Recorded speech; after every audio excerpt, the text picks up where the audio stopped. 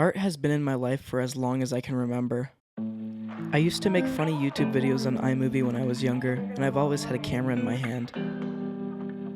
3 years ago, I decided to take a photography class at my school. I learned some of the basic fundamentals, and from that class, my love for the art form began to grow. I became addicted to the craft. I've always had a camera in my hand, mainly making YouTube videos for fun, but the minute I started learning the ins and outs of photography, everything changed. From that, I became obsessed with the idea of pursuing the art form in college and discovered the NYU photography program. I was in love. So I applied early decision to Tisch. 3, 2, 1. Yay. And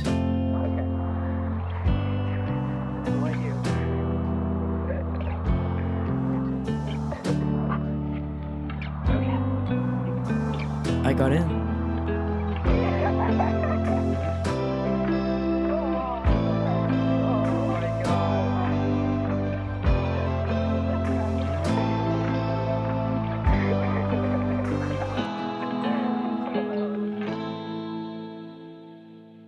But what did I do to get in? Well, that's why I'm here talking to you right now. I'm going to give you guys a behind-the-scenes look at what my portfolio and grades and extracurriculars looked like, and how I was able to get good at photography after shooting for the past 3 years.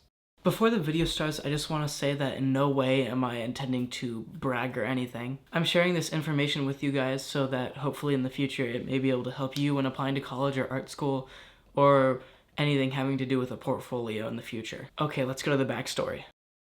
So first I want to give a bit of a backstory of about 3 years ago when this all started in sophomore year. It was towards the end of freshman year and we had to start deciding which classes we wanted to take for sophomore year. So I'm looking through all the art classes that we have to do because there was an art requirement at my school and I had done like the intro to visual arts class freshman year online. So I'm scrolling through the different options, there's like theater, ceramics, and then I see photography. And photography was something that I was always into potentially trying out for the first time. Like, I have always had a camera in my hand, as far as I can remember, I was making like funny YouTube videos, and I had never really gotten into the photography side of cameras, so it was definitely something that I was interested in trying out, so I decided to choose to try photography for the first time. Funny enough, this seemingly pretty small decision in my freshman year to take this photography class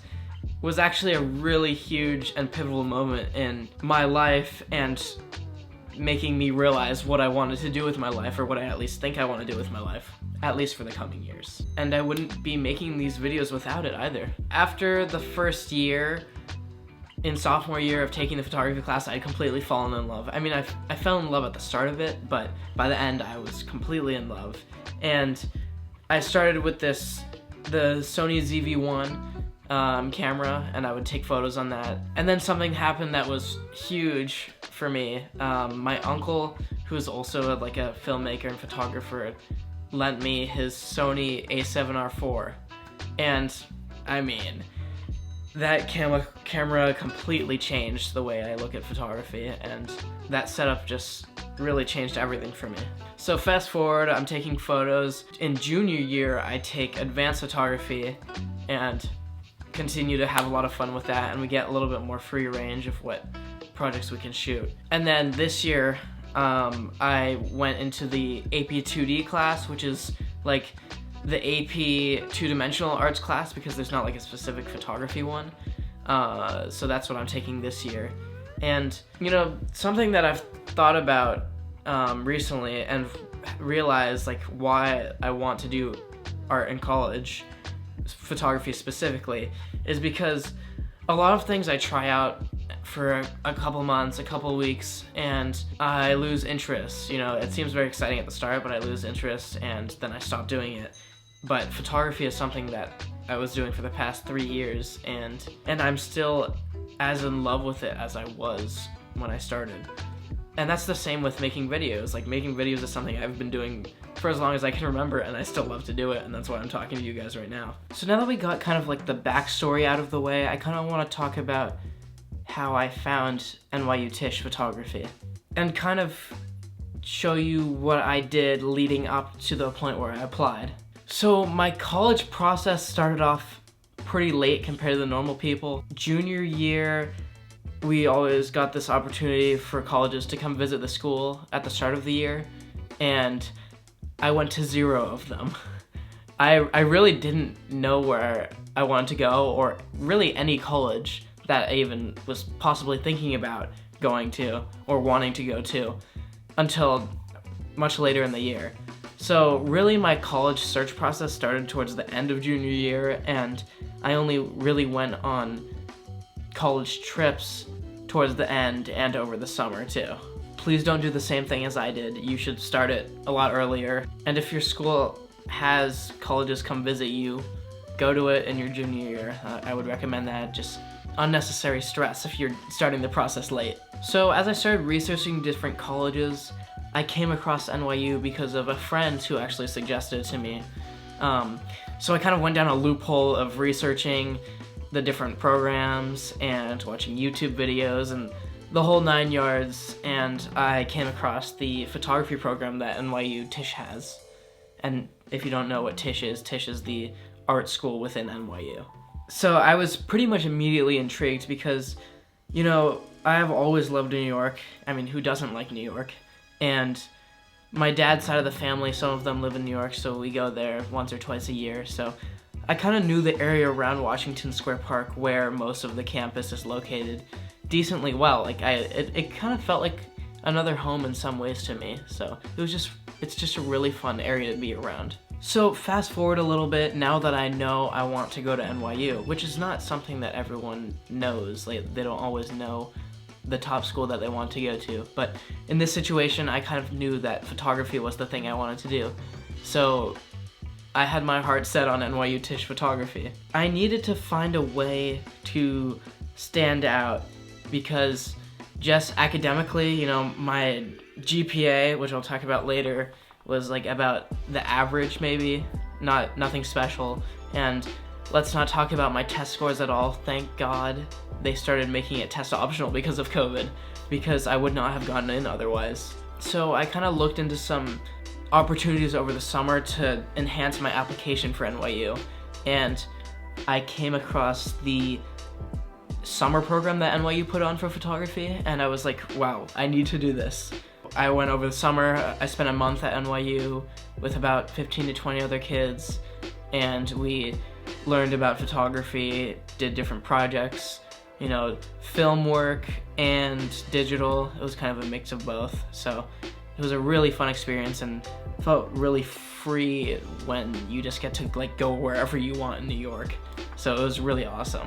And I'm gonna be honest, aside from some other things, I think without this summer program, it would have been a lot harder to get into. So I think it was really helpful to be able to experience what life would be like there and start to get to know some people that work there in the same department that I wanted to go into. So a very vital part, like extremely vital, is the portfolio, obviously, if you want to major in photography or some sort of art. And I want to go through my portfolio with you guys to kind of explain why I chose what images I did and what I think the strongest images were, and just kind of go through all the images to talk about why I think they were good enough for the program. So before I show you the photos, I kind of want to talk about just a brief list of what I think made my images stand out and would make your images stand out.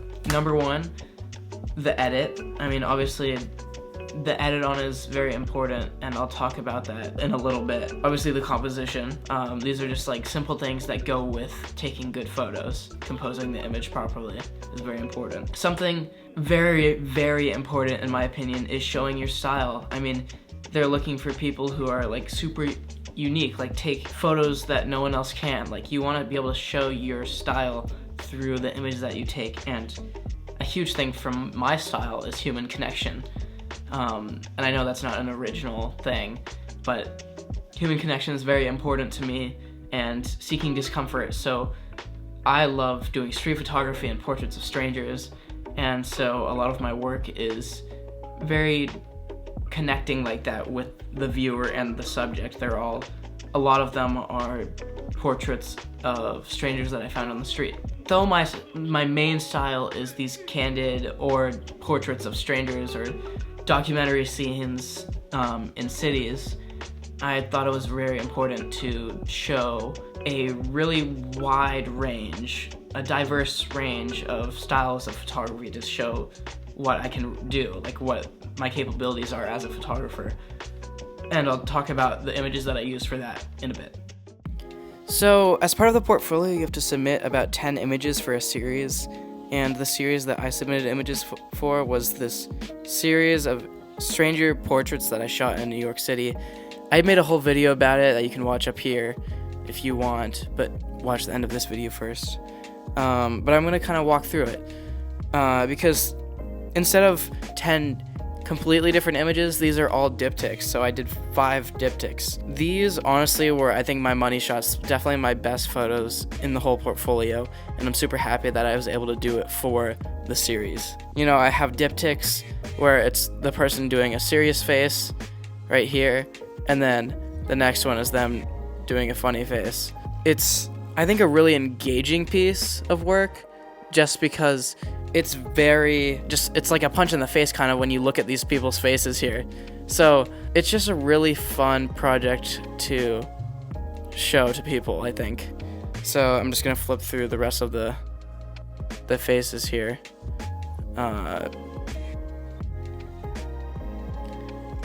There we go. And honestly, I think this is the best photo in the whole portfolio. It's a really, really good image in my opinion, because the man is just like staring directly into your soul, and I think this is the perfect image to have in this series. And it's paired with an image of him being super silly, so I think it really shows the contrasting perspective that you can have on one person, because initially I didn't see this person as a super like friendly looking person, and obviously it doesn't look super friendly from this photo, but when you look at this image, it really shows that that's not true at all. I think this series was super impactful just because of the meaning behind it, and I think these images are all like super, they're just a punch in the face. I think that's the perfect word for it. So that's the series that I submitted. But moving on, I kind of have some of the other work that I submitted here.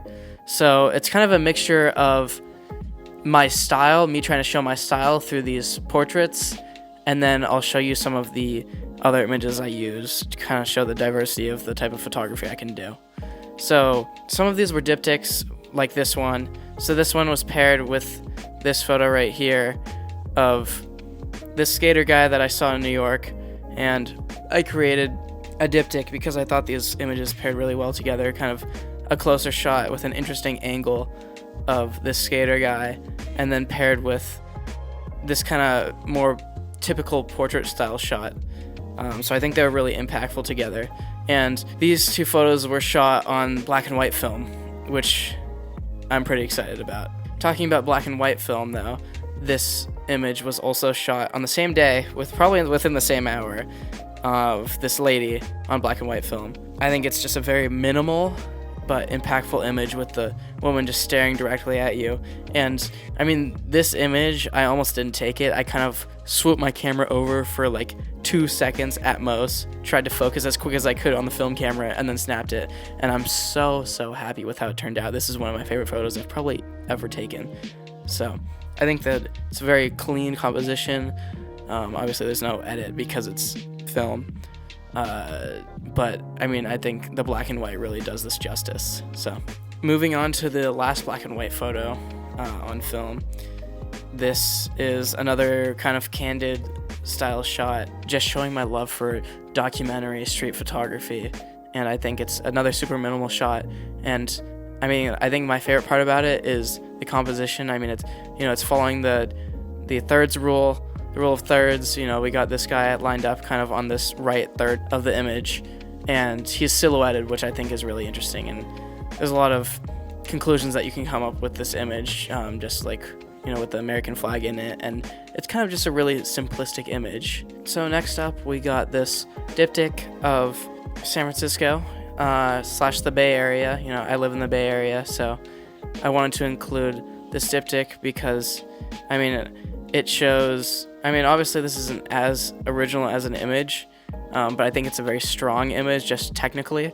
It was a long exposure, I think it was a 30-second long exposure image of the sunset of the San Francisco skyline.